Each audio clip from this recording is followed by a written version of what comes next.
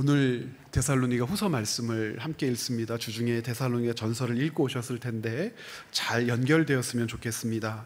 데살로니가 후서 1장 1절부터 12절, 그러니까 1장 말씀 우리 함께 읽겠습니다. 한 절씩 나누어서 읽겠습니다. 1절입니다. 바울과 실로아노와 디모데는 하나님 우리 아버지와 주 예수 그리스도 안에 있는 데살로니가인의 교회에 편지하노니,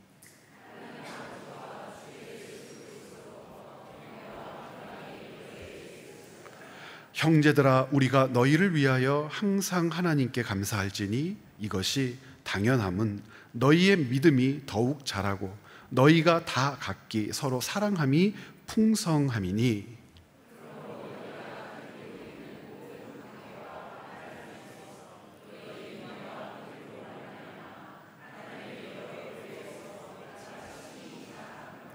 이는 하나님의 공의로운 심판의 표요 너희로 하여금 하나님의 나라에 합당한 자로 여김을 받게 하려 함이니 그 나라를 위하여 너희가 또한 고난을 받느니라.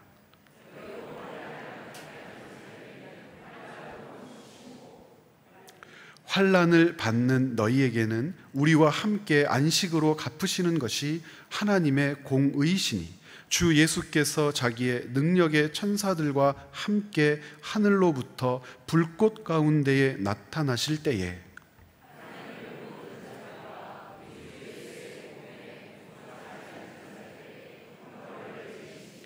이런 자들은 주의 얼굴과 그의 힘의 영광을 떠나 영원한 멸망의 형벌을 받으리로다.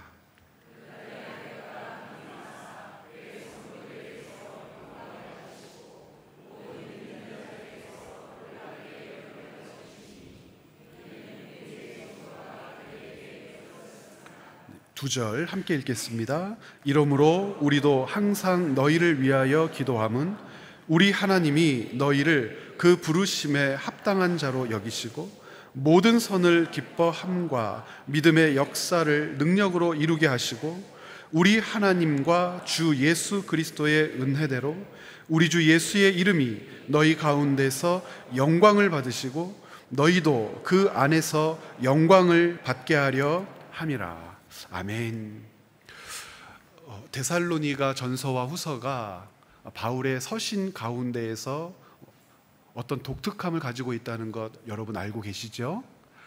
어떤 독특함이냐면 바울이 복음을 전파하고 교회를 세웠던 여러 지역들이 있었는데 그 모든 지역들과 비교해 볼 때 가장 짧은 시간 사역하고 떠나왔던 교회였기 때문입니다. 근데 이것만으로는 독특하다고 하지 않고 그렇게 짧게 있었음에도 불구하고 데살로니가 교회에 교회가 세워지고 믿는 사람들이 모여들고 그 믿는 사람들이 자기들이 당하는 고난을 이겨내며 믿음의 사람으로 살려고 애썼다는 겁니다.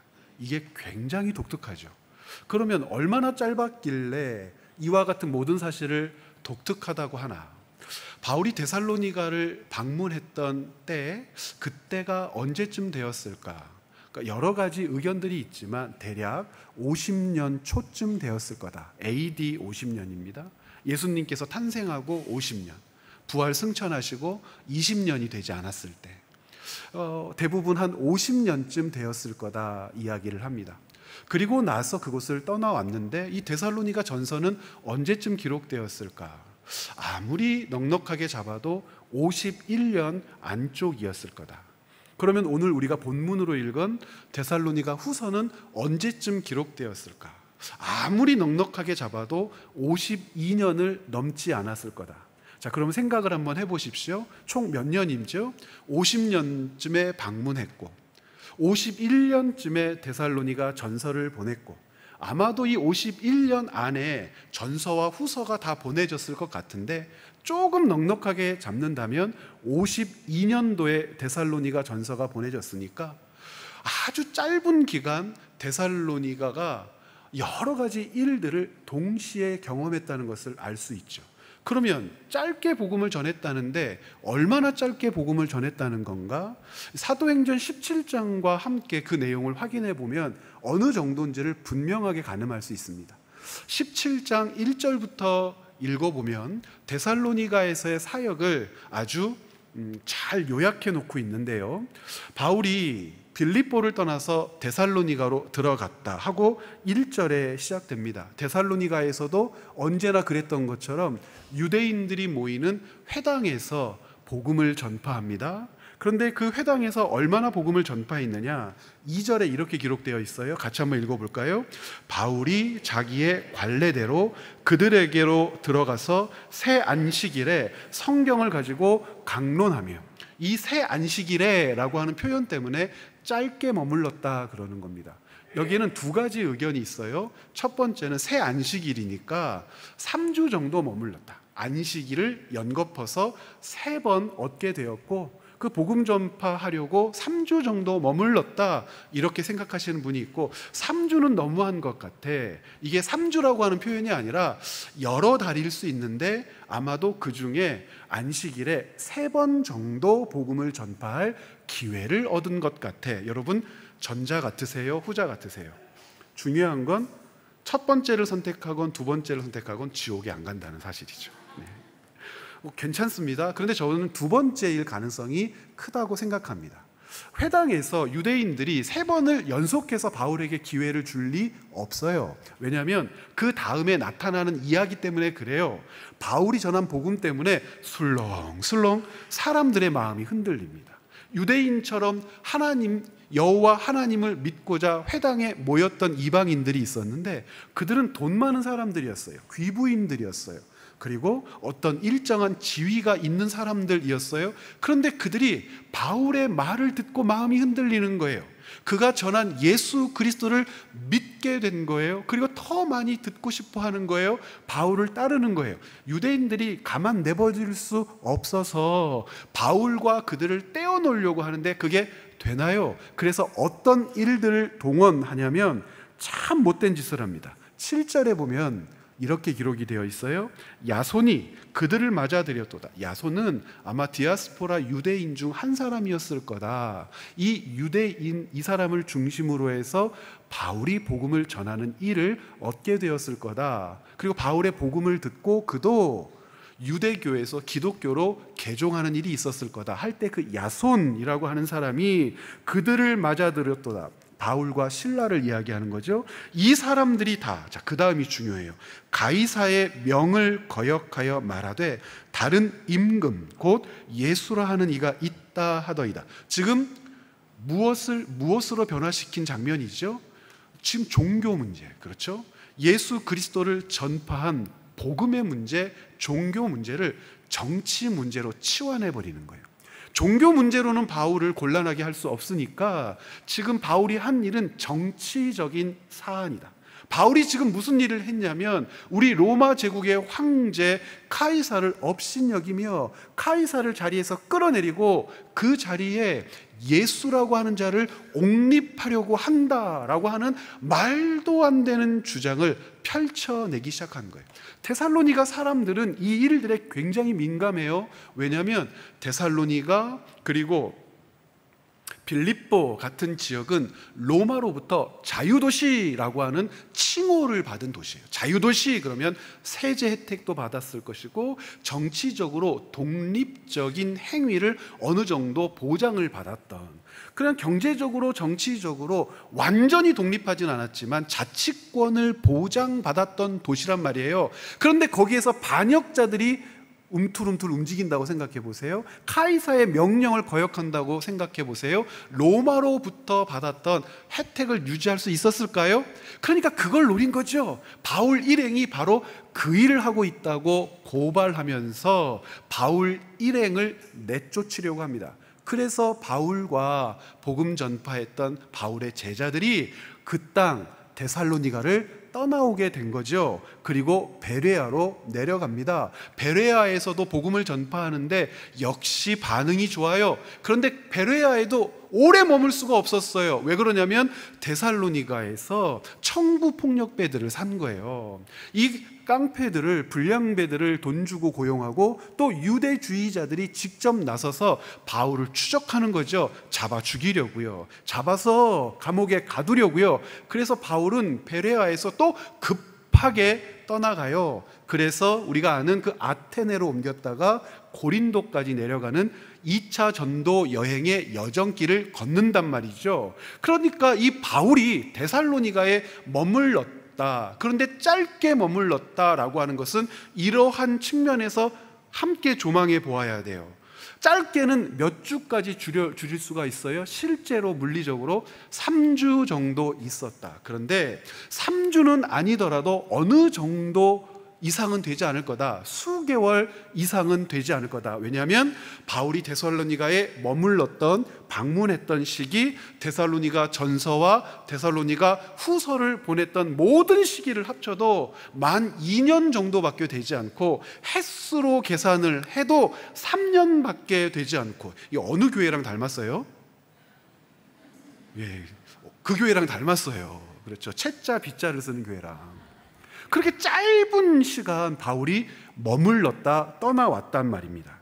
그런데요, 이 머물렀다 떠나온 그 사실 자체를 성경을 통하여 우리가 읽을 때 우리는 이 데살로니가 교회에 대하여 어떤 시각을 가지고 있는지를 반드시 점검해야 돼요. 오늘 말씀의 그 주제는 그것입니다. 짧게 복음을 전했어요.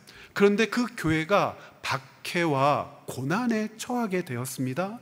바울만 고난과 박해에 처한 것이 아니라 바울이 전한 복음 때문에, 그 짧은 시간 때문에 이 교회가 오랜 박해의 세월을 살아야 했단 말입니다. 3주 정도 복음을 들었습니다. 그런데 그들에게 찾아온 고난은 가이사의 명령을 거역하고 반역 세력이라고 하는 그 딱지는, 그 인침은 사그라들지를 않는 거예요. 직장에서 쫓겨나요. 혹은 자유도시다라고 하는 칭호를 받은 그 데살로니가로부터 추방돼요. 가산을 몰수당해요. 어떤 사람들은 옥에 갇히기도 해요. 이런 일들이 반복해서 그 교회에 나타났는데, 그 모든 이유와 원인이 뭐라고요? 3번 만난 바울 때문에, 3주에 걸쳐서, 새 안식일에 걸쳐서 그로부터 들었던 복음 때문에. 그 복음이 무엇이길래 그들은 복음을 택하고 박해 가운데 놓이기를 선택했을까? 그래서 우리가 이 데살로니가 교회를 어떤 시각으로 바라봐야 하냐는 겁니다. 짧은 만남, 긴 헤어짐, 짧은 가르침, 그러나 어떤 박해요? 길고 고단한 박해가 데살로니가 교회를 기다리고 있었다는 거죠. 고린도 같은 지역에서는 1년 6개월 정도라도 가르쳤지, 에베소 같은 지역에서는 3년 동안 하나님 나라 복음을 전했다고 이야기하지. 고린도나 에베소처럼 많이 배웠기 때문에 많은 책임을 물을 수 있는 그런 땅도 아닌데, 데살로니가 교회는 짧게 배운, 짧게 들은 복음 때문에, 복음을 배우기는 짧은 시간이었는데 복음으로 인해 살아야 할 어떤 세월이 그들을 기다리고 있습니까? 고난의 세월이 그들을 기다리고 있었던 겁니다. 그런데요, 바울이 주목하는 것은 고난 가운데 있는 그들이 아니에요. 그 사실은 바울이 잘 알아요.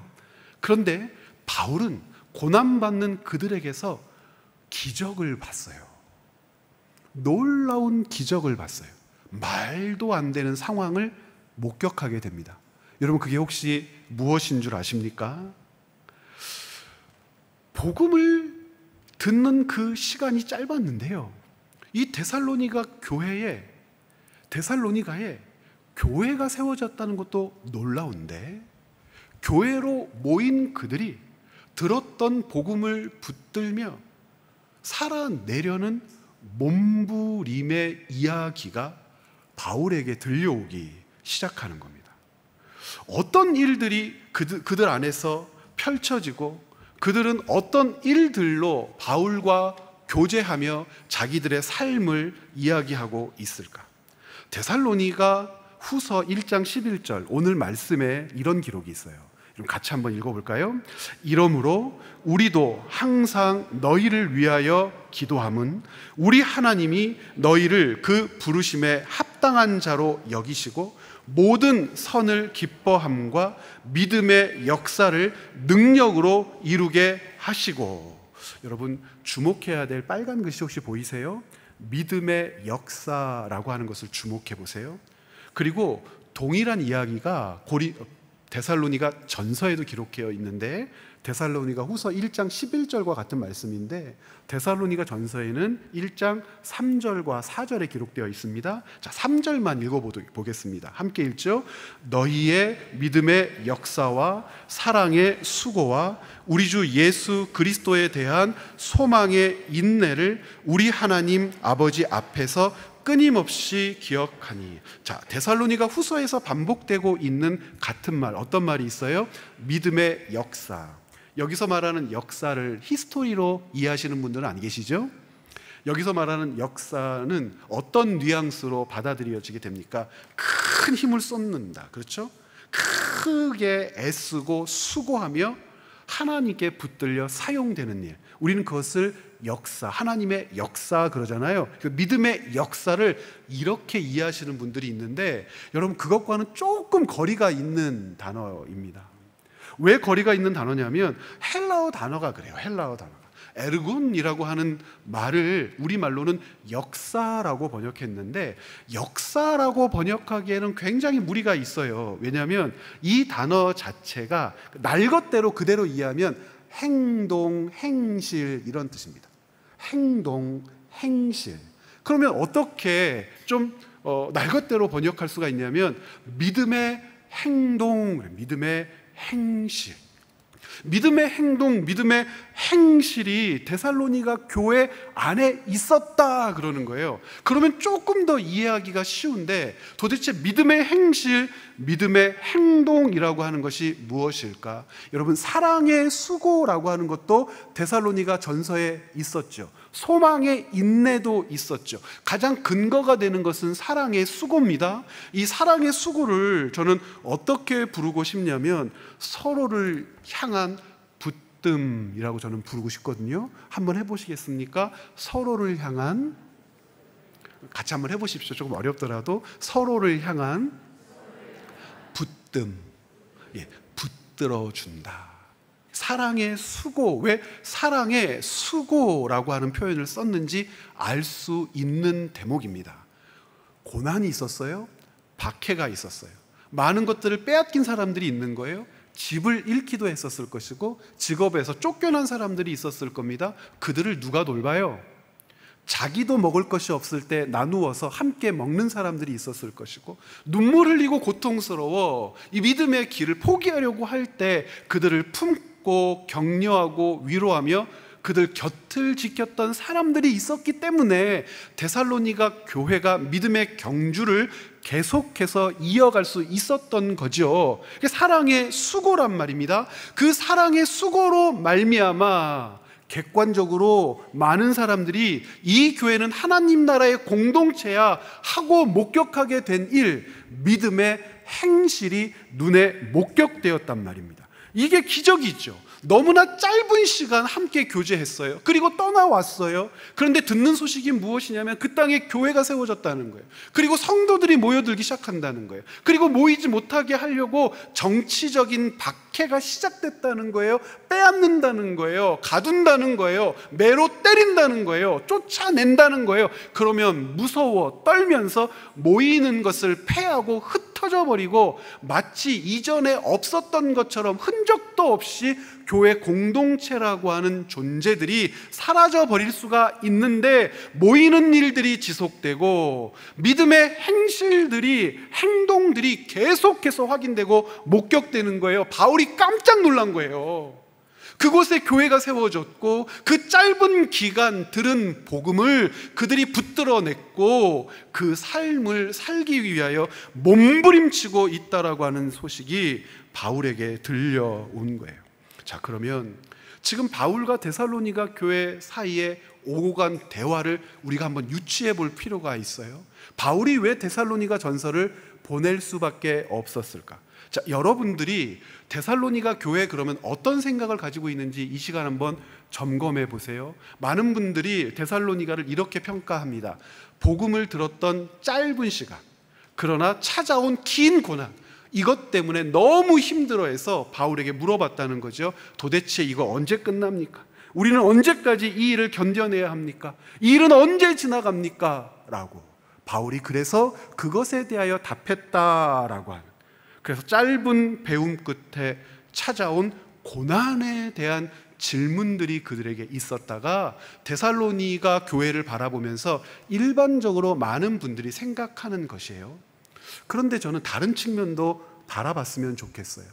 짧게 들은 복음 때문에 찾아온 고난, 그것이 그들에게 질문이 된 것일까? 아니면 두 번째, 짧은 배움, 짧게 들은 복음에도 불구하고 찾아온 믿음에 대해서 궁금해했을까? 우리가 도대체 무엇이길래 이 짧은 시간 예수 그리스도를 영접하게 하실까? 이것은 지식으로 된 일이 아닌데, 우리가 가지고 있는 어떤 의지로 된 일이 아닌데, 우리의 감정으로 어떻게 한 일이 아닌데, 우리가 예수 그리스도를 믿게 되었다는 것이 너무나 놀랍다.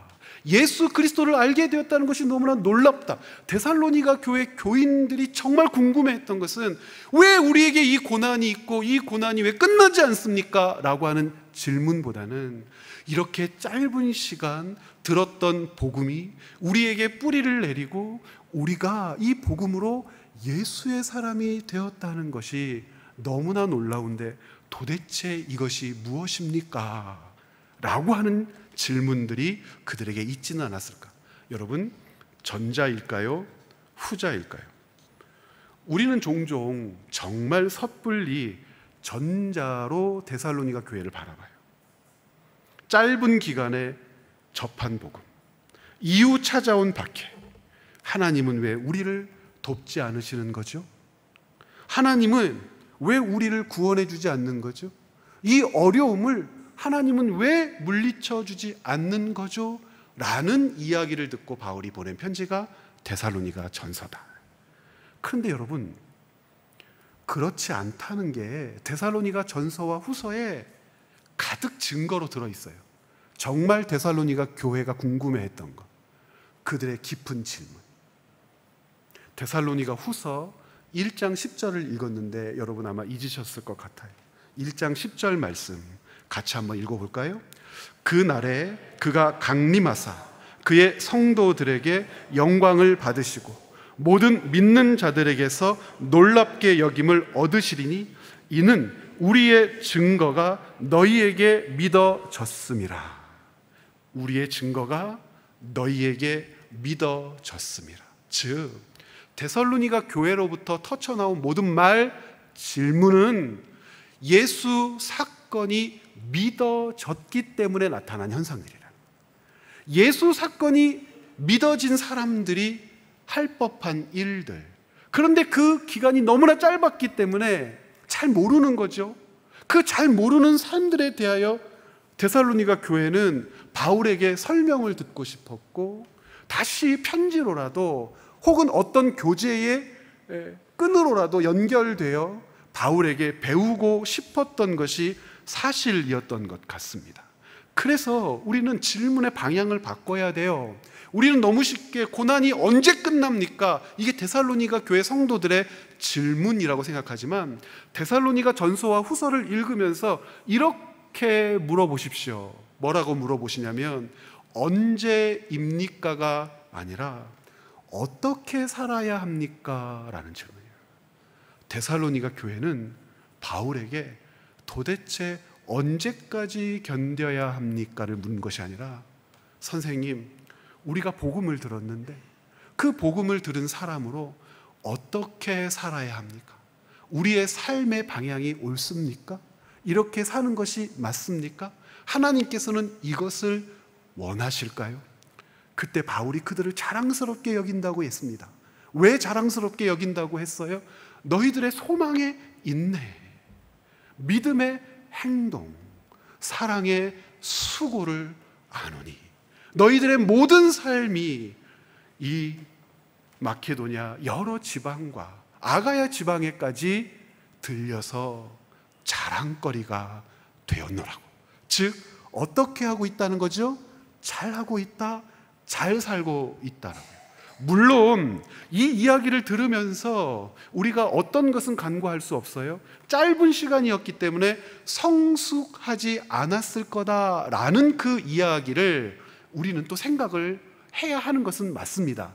그런데 성숙하지 않은 것은 그들이 성숙한 사람이 아니기 때문이 아니라 아직 어떻게 살아야 하는지 더 분명하게 안내받지 못한, 그리고 어떻게 살아야 하는지를 더 분명하게 깨닫지 못한 측면이 있는 것이지, 이들이 믿음을 제멋대로 혹은 왜곡되이 흘려보냈기 때문에 그런 것은 아니라는 겁니다. 그러므로 질문의 방향을 바꾸면 다른 것이 보이기 시작하죠. 언제입니까? 왜 이 고난이 끝나지 않습니까가 아니라, 하나님, 이 박해 가운데, 우리에게서 빼앗아가는 저들의 노략질 가운데, 우리를 욕하고 때리며 우리를 쫓아내는 저들의 포악질 가운데에서도 그리스도의 사람, 예수의 사람, 예수 사건이 믿어지는 나는 뭐라고요? 어떻게 살아야 합니까? 어떻게 살아야 합니까? 바울이 가르치는 여러 가지 가르침 중에 데살로니가 교회에 주는 실질적인 모범 답안이 하나가 있어요. 그게 데살로니가 후서에 등장하는 이야기인데, 데살로니가 후서에 있는 이야기를 한번 들어볼까요? 3장 7절로 10절입니다. 어떻게 우리를 본받아야 할지를 너희가 스스로 아나니. 어떻게 살아야 합니까? 뭐라고요? 우리를 본받아라.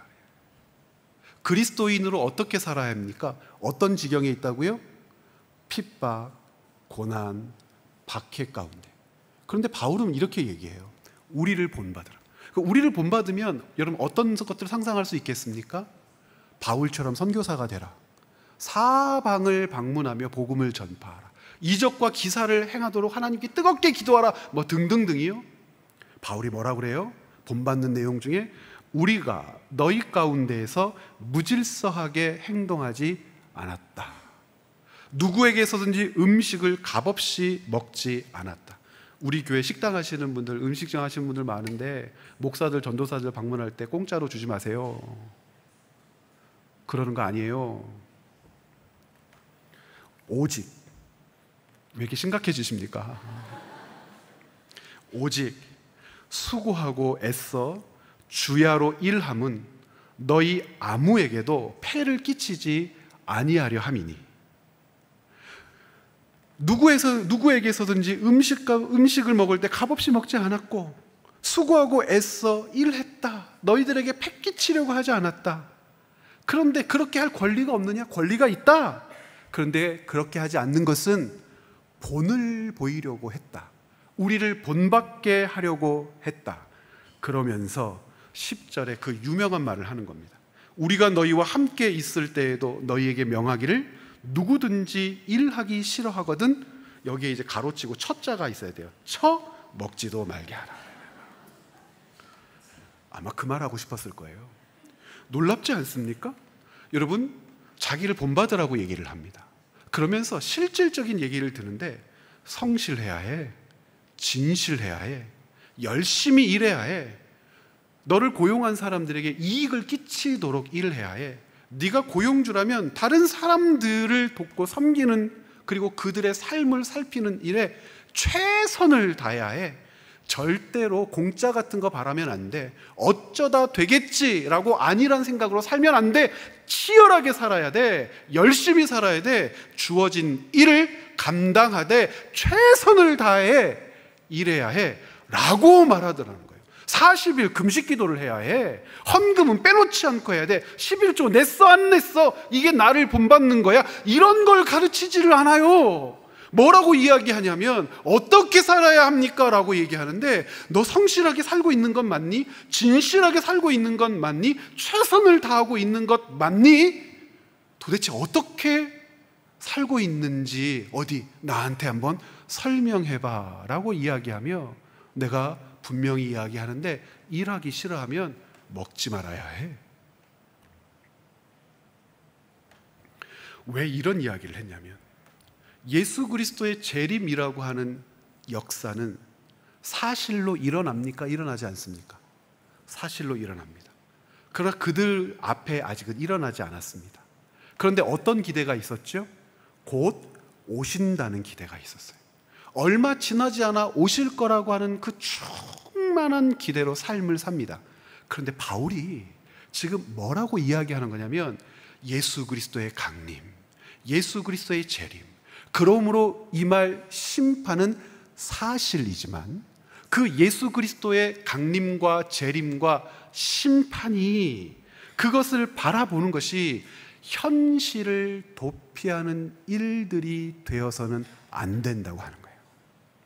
그리스도인으로 사는 게 현실을 도피하는, 그리스도인으로 기도하는 것이 현실을 도피하는, 그리스도인다움이라고 하는 것이 우리의 일상과 간극이 심하여 하나로 묶을 수 없는 그런 삶이 아니라고 하는 것을 먼저 분명하게 가르치는 거예요. 하나님의 백성으로 살며 예수 그리스도의 재림을 믿고 그것이 너희들에게 믿어지는 것이 되었다면 그 믿어지는 사람에게는 증거가 나타나는데 각각 한 사람 한 사람에게 주어진 삶에서 성실함과 진실함이 드러나야 너희가 예수 그리스도의 사람으로 하나님의 백성으로 사는 삶이다. 분별하기가 어렵지가 않은 거예요. 그렇기 때문에 우리는 특별하게 이 데살로니가 후서 가운데 있는 우리가 좋아하는 말씀을 읽을 수 있어요. 특별한 말씀이 하나 있죠. 어떤 말씀이 특별합니까? 아싸 이거야 하는 말씀. 오늘도 붙드시며 흐뭇해 하셨던 말씀 6절과 7절 말씀이요. 하나님께서 위로하시는 말씀입니까? 우리 같이 한번 읽어볼까요? 6절 너희로 환난을 받게 하는 자들에게는 환난으로 갚으시고 환난을 받는 너희에게는 우리와 함께 안식으로 갚으시는 것이 하나님의 공의시니 주 예수께서 자기의 능력의 천사들과 함께 하늘로부터 불꽃 가운데에 나타나실 때에 왜 이 말씀 좋아하죠? 나를 괴롭히는 것들 하나님이 내버려 두지 않으실 거야. 뭐 하신다는 뜻으로 읽어요? 복수해 주실 거야. 좀 고급진 말로 보복해 주실 거야. 그렇죠? 갚아 주실 거야. 하나님의 백성이 나를 괴롭힌다고? 내 일들을 방해한다고? 나를 몰아세운다고? 없던 말을 만든다고? 말도 안 되는 걸로 내 모든 일들을 회방 놓는다고? 너희들 큰일 났어. 어디에 말씀이 기록되어 있어요? 데살로니가 후서 1장 6절에 기록되어 있는데 하나님의 백성을 환난에 처하게 하는 자는 뭐로 갚으신대요? 환난으로 갚으신대요. 그럼 하나님의 백성에게는 무엇으로 갚으신대요? 안식으로 갚으신대요. 그러면 어떤 대비가 일어나요? 환난과 안식이라는 대비가 일어나서 환난의 반대말이 뭡니까? 안식이라고 이해해서 이 말씀을 읽을 때에 하나님은 우리를 위하여 보복해 주시는 분이라고 생각하는데 여러분 이 말씀의 뜻이 그런 뜻입니까? 환난으로 갚으신다라고 하는 것이 복수하신다, 보복하신다라고 하는 뜻입니까? 나를 괴롭히는 자는 내버려 두지 않으신다라고 하는 뜻으로 이 말씀이 읽히시냐고요? 그럼 굉장히 곤란한 겁니다. 왜 굉장히 곤란하냐면 데살로니가 교회의 전체적인 상황 말씀드렸잖아요. 3주 3번 하나님의 말씀을 듣고 예수님을 믿었는데 뭐가 시작되었어요? 박해가 시작되었어요. 공포스러운 일상이 시작되었어요. 그러면 그 사람들에게는 뭐가 없는 거예요? 환난이 임했으니까 안식이 없는 거지요. 그러면 그 사람들에게는 하나님이 무엇을 주셔야만 그들이 하나님의 백성으로서 삶을 누리는 거예요? 안식을 누리는 거예요. 여쭤보고 싶습니다. 가난하면 안식이 없는 겁니까? 몸이 아프면 안식이 없는 겁니까? 어떤 일들이 틀어져 버리면 안식이 없는 겁니까? 라고 여러분들이 이해한단 말입니다. 많은 그리스도인들이 그렇게 이해를 해서 가난에서 벗어나서 안식으로 들어간다. 질병에서 벗어나서 안식으로 들어간다. 모든 복잡한 문제에서 벗어나서 안식으로 들어간다고 하나님의 역사를 폄훼해요. 데살로니가 교회의 위대함, 그 짧은 신학의 경륜에도 불구하고 칭찬을 받고 소문이 났다고 바울이 올리는 것은 어린 교회이기 때문에 이렇게 칭찬 잔뜩 줘서 달래기 위함이라고 많은 신학자들이 그렇게 얘기하는데, 여러분, 천만의 말씀이에요. 그런 측면이 있기도 하겠지요.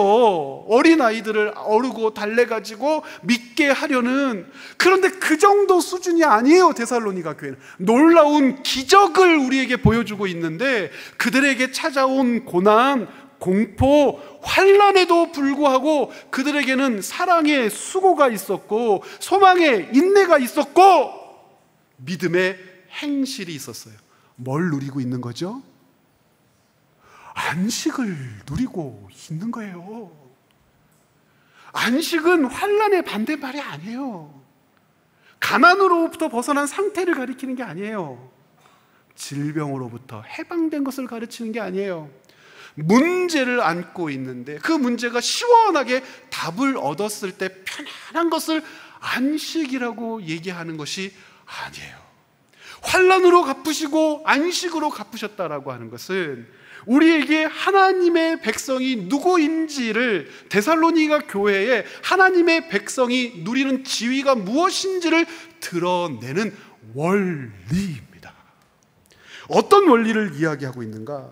하나님은 복수해 주신다, 보복해 주신다가 아니고요. 데살로니가 후서 3장 13절을 한번 보세요. 같이 묶어보겠습니다. 조금 전에 본이 되라라고 하는 말의 마지막 구절이거든요. 3장 13절 함께 읽죠. 형제들아, 너희는 선을 행하다가 낙심하지 말라. 왜 이런 말씀을 했을까요? 선을 행해서 낙심할 일이 발생하지 않으면 이런 말씀을 하는 게 아니에요. 그렇죠? 제가 전에 그랬잖아요. 직업에는 귀천이 없다고 왜 강조해요?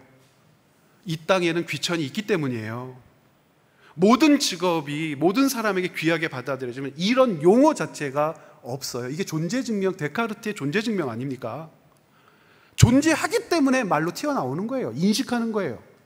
지금 낙심할 일이 없다면 선을 행하다가 낙심하지 말라는 말을 안 한다니까요. 그런데 그리스도인들이요, 하나님의 백성답게 살면서 어떤 일이 발생할 수밖에 없어요?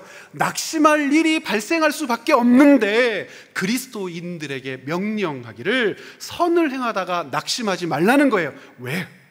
언제나 말씀드리지만 그 어떤 낙심할 만한 일도 누구보다 클 수 없어요. 하나님보다 클 수 없어요.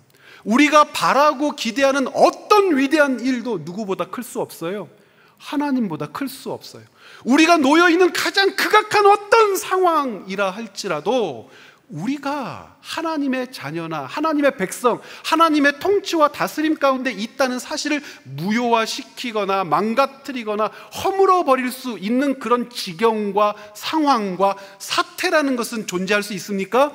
존재할 수 없다는 것을 알 때 낙심하지 않는 것이고, 존재할 수 없다는 것을 아는 것을 가르쳐서 성경은 안식을 누린다라고 얘기하는 거예요.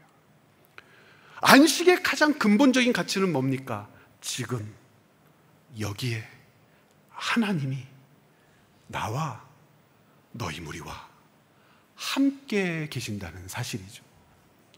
안식이 깨어진 상태를 죄라고 얘기하고, 안식이 깨어졌을 때 인간은 하나님과 함께 할 수 없는 지경으로 떨어져 버리고, 지옥과 천국을 나눌 때 가장 근본적인 존재의 차이가 뭐라고 그랬습니까? 뜨겁다, 환하다, 배부르다, 배고프다, 고통스럽다, 편안하다가 아니라 하나님이 거기에 계시는가, 계시지 않는가. 환난을 준 자에게 환난으로 갚으신다라고 하는 것, 그리고 그 환난의 지경에서 안식으로 갚으신다라고 하는 것은 우리가 놓여진 질서체계, 우리가 어디에서 어디로 옮겨졌는지를 이야기하는 거죠. 우리는 세상의 질서, 세상의 다스림, 세상이 가지고 있는 가치로부터 옮겨졌죠. 세상의 가치로부터 옮겨져서 하나님의 통치와 다스림, 그 가치 가운데 살다 보니 세상에 있는 그 어떤 것도 나를 무너뜨릴 수 없다는 사실, 세상의 그 어떤 것도 하나님과 나의 관계를 끊어버릴 수 없다는 사실을 알고 깨닫고 고백하게 되었을 때 우리가 보는 그들이 놓여있는 삶은요, 그들이 놓여있는 환경은요, 하나님이 옮기지 않으셨으므로 그들의 희노애락을 주장하는 것은 모든 상대적인 가치예요. 환난으로부터 벗어날 수 없다는 뜻이죠. 복수해 주신다는 뜻이 아니라면 무슨 뜻일까? 그래서 저는 데살로니가 후서 1장 6절과 7절을 이렇게 읽고 싶습니다. 여러분 한번 보시겠어요? 불의한 자는 환난 속에 남겨지고 성도는 환난 속에서도 그리스도의 안식으로 옮겨집니다. 이 옮기심이야말로 하나님의 공의이며 교회를, 성도를 지탱하는 능력입니다. 옮겨진 자는 눈앞에 펼쳐지고 맞다, 나를 흔드는 그 어떤 것에도 그래서 낙심하지 않습니다. 옮기심, 우리에게 시작된 안식의 첫걸음입니다. 가난을 벗어나야 안식할 수 있다는 거짓 가르침, 질병으로부터 자유해져야 안식을 얻을 수 있다는 속임, 어그러진 문제들이 해결되고 내 이익이 보장돼야 그때 참 평안을 누릴 수 있다는 사탄의 속삭임. 그게 거짓말인 이유는요, 3일 있다가 다시 아플 것이고 한 달 있다가 다시 돈은 모자랄 것이며 이 사람과의 문제가 해결됐으나 다시 저 인간과의 문제가 시작될 것이기 때문에 그래요. 그러면 안식을 뺏었다 주었다, 뺏었다 주었다, 구원을 뺏었다 주었다, 뺏었다 주었다, 그럴 수 있냔 말이에요. 우리가 사는 동안 어떤 질병이 우리를 찾아올지 몰라도 소망의 인내가 있는 것은, 어떤 환경에서 고단함이 우리를 흔들지 몰라도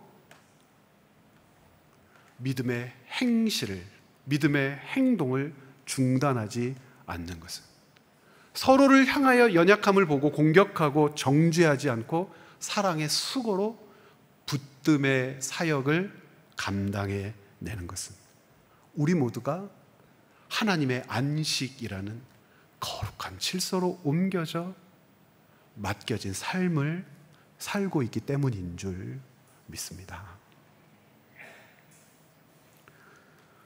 그래서 하나님에 대하여 오해하면 안 돼요. 어떤 오해요? 데살로니가 교회가 하나님, 우리의 고난은 언제 끝납니까? 바울 선생님 좀 말씀해 주십시오 이랬다고요? 하나님이 데살로니가 교회가 당하는 고난을 모르신다고요? 그들이 놓인 환난을 모르신다고요? 모르십니까? 그래서 그거 알고 싶다고 데살로니가 교회 성도들이 몸부림치며 바울에게 질문하고 그래서 급하게 보낸 편지가 데살로니가 전서와 후서입니까? 아니요. 하나님이 보신 데살로니가 교회, 이 데살로니가 교회 옆에 채빅교회라고 괄호를 치면서 여러분 이해해 주십시오. 하나님이 보신 데살로니가 교회는 단순히 환난에 짓눌린 무리가 아니었어요. 그분의 눈에는 짧은 시간에도 불구하고 예수를 붙들고 놓지 않으려 몸부림치는 자기 백성들이 보였습니다.